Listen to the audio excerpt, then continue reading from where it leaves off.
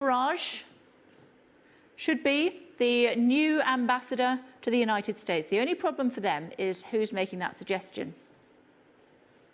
Many people would like to see Nigel Farage represent Great Britain as their ambassador to the United States. He would do a great job, is what that man is saying. And Mr. Farage, what's he saying? The world has changed. It's time that Downing Street did too. I've known several of the Trump team for years, and I'm in a good position with the President-elect's support to help. So, should Nigel Farage get the job? Lots of you getting involved. Please continue to do so via @KBurley if you'd like to tweet me directly. Mike Cloherty, hello to you, Mike. Hopefully that's how you pronounce your surname. Nigel Farage has high-level contacts in Washington and can open the right doors. Number 10 must get with the real world, which is exactly... Is that you, Nigel? Because that's exactly what Nigel Farage said as well. Joined now by Ian Dunt, and editor of politics.co.uk and author of Brexit, What the Hell Happens Now. We can also talk to Andre Walker, columnist at the New York Observer. Hello to you both. Thank you for joining us on Sky News this afternoon. Andre, to you first of all, would he be a good ambassador?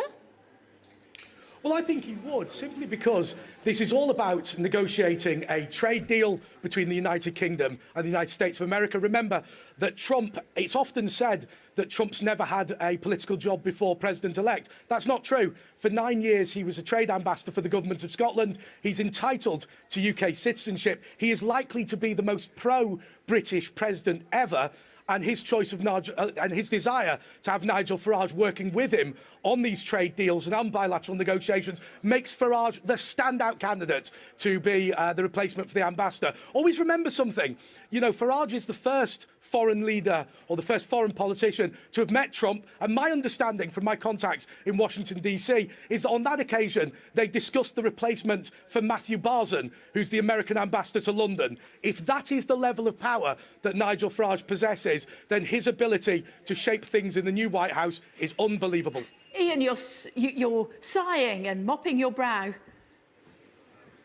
Yeah, I mean, look, if this is how Donald Trump respects countries, then I'd very much hate to see it when he tries to humiliate them. He's gone out there, he knows that he obviously is the larger partner in the British-US relationship. He knows that because of Brexit, we're very keenly looking for a trade deal with the US, and he goes and publicly puts pressure on the Prime Minister of Great Britain and Northern Ireland in order to decide who her appointments are, quite pivotal and important appointments. Now, the reason that the Tory party are in power in this country is because people voted for them at the ballot box. That's how this works. We don't just have American presidents come over and tell us who to appoint by the government that we put in place. So if this is his impression of being nice, let's really hope that we don't see him playing nasty. So there, Andre. Well, look, I wrote the article on Friday advocating Nigel Farage for ambassador for some of the reasons that I've laid out. People have been tweeting Donald Trump all weekend. I don't know if that's why he responded to it, but nonetheless, I think it's a reasonable comment. Look, ultimately, this could be a whole new relationship for the United Kingdom and the USA. Remember that Donald Trump wants out of NAFTA and have a North Atlantic free trade area, which is the United States, Canada and Great Britain. Ultimately, he hates the political establishment and he wants somebody who's not part of the political establishment. And that is Nigel Farage. Now, ultimately, I would just make this point to Ian and others. Look, you've got to accept the reality of the situation. Politics is changing, as Nigel Farage said. And why not have the most pro-British president ever working with somebody that he knows very well? I will tell you another fact. You know, the first time that Steve Bannon, my former boss, when I worked at Breitbart, the first time Steve Bannon met Nigel Farage, he not only flew over the Atlantic to meet him, he then took a 5-hour round trip in a taxi to Cambridge for a 10-minute meeting. That is the level of pull that Nigel Farage has. There is nobody in this country that has that level of pull with senior aides to Trump. OK. I once had to do that to interview Donald Trump, actually, but there we go. That's a different story. Ian, you wanted to pick up on that? Yeah, I mean, I rather like to think that the pull that people get is because they've been elected into power rather than because they're rather good at going on news channels or on newspapers. Nigel Farage has failed 7 times to get himself elected into Parliament. The British and now, no, I'm not going to hang on. And now he is trying to shift his way into a prominent political position without having been elected for it. And much more importantly, because ambassadors don't have to be elected, without being picked by the government that was selected by the British people at the ballot box. Now, there's a very strange habit all of a sudden where people who supported Brexit no longer seem very confident or very supportive of British sovereignty and of parliamentary sovereignty. But the way that we do things is that we have a Prime Minister from a party that's elected who picks these positions, and anything else is a deterioration of our democratic system. Well, but that's absolutely right. But all Donald Trump is saying is this is a person who would make a great British ambassador. He doesn't tell Theresa May what to do, nor is he the person that picks the ambassador. But I would repeat the comments that I made before. Look, you know, Matthew Barzan, who is the ambassador to London at the moment, is an Obama donor. He's going to disappear. And my understanding is that Farage is going to suggest... Whoa. Just to clarify, Andre, he's going anyway. He's not going just because Nigel Farage might be in the frame. No. Just to be clear on that, exactly. His term is almost up, and obviously that won't be renewed. It's not something that would happen. But obviously, Trump's looking for a replacement, and he's consulted Farage on that. Now, you know, this is a different world, so it's not just a one-way street. And that level of power, I've never seen before, and I suspect most of your viewers haven't either. Ian, is it power, or is it just having being able to tweet and knock on the door at Trump Tower and somebody opens it? Yeah, very much the latter. I mean, when Donald Trump says many people, what he means is himself. So he shows all of the classic signs of a sociopath. He really can't distinguish between him and the external world. What he wants, many people want. What he doesn't want cannot happen, and in fact comes from crooked media outlets and some grand conspiracy against him. That is how his mind operates, and that is exactly how he expresses himself here. It's quite clear what he was trying to do, which is put public pressure on the Prime Minister of Great Britain in order to secure the appointments that he wishes for political reasons. That is interference in the affairs of Britain by a foreign leader. It is completely intolerable and a symptom of how he conducts himself in public. Andre? Look. The reason why he has suggested this, or the reason why he's floated the idea, is that lots of people were talking about it, but equally, this is somebody that you can work with very closely. Now, my simple point is this.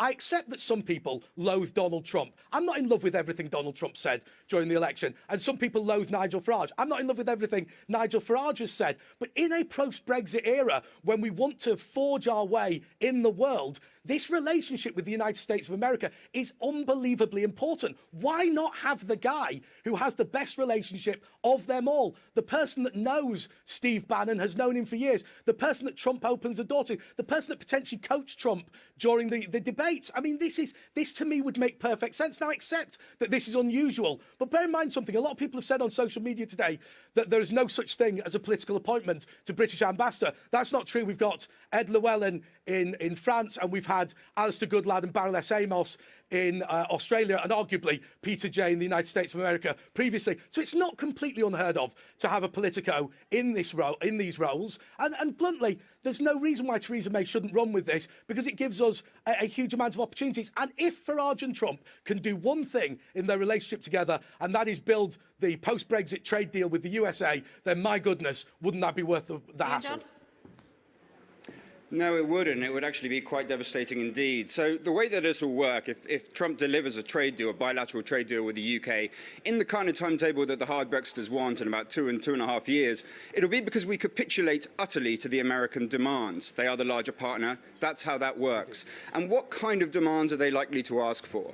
Their pharmaceutical firms will invariably ask us to reform or abolish NICE, which is the board in the NHS, which compares drug efficiency with drug prices. That keeps prices down for the NHS. It allows it to function. It will be a victim of a quick, dirty bilateral US-British deal. Their chemical industry will ask for reduced standards on chemical safety in our country, and Silicon Valley will ask for a reduction in our trade protection, in our data protection standards that we have from Europe. We will see a reduction across the board in our consumer and worker standards if we rush a trade deal with the US. That is almost inevitable. Hang on. Look, is this actually a debate about the diplomatic situation, or a lefty rant about the NHS? Look, the fact of the matter is we will have our points to make in the trade negotiations, and the United States of America will have their points to make. But fundamentally, who's going to get the better deal? Sir Tim Durock, who Trump appears to have no interest in whatsoever, or Nigel Farage, who actually is a kindred spirit. And to throw this thing in, which has been thrown in so many times, that the NHS will die as a result of free trade, I mean, goodness me, it's so pathetic. It's just an embarrassment. No, it's not that the NHS will die as a result of free trade. It's that, as is very, very well documented, pharmaceutical firms lobby strongly in Congress for an elevation of drug prices anywhere where the US does a trade deal. That is accepted by every expert, every trade expert I've talked to, as a necessary precondition of a deal between the US and the UK if it is done on a bilateral basis. This is not conspiracy theory. This is just the accepted fact of how those dynamics will operate. So should we, in that case, Ian, do you argue that we should send somebody who has a worse relationship with Donald Trump than Nigel Farage? So at what level of worseness will it be appropriate for your political bent?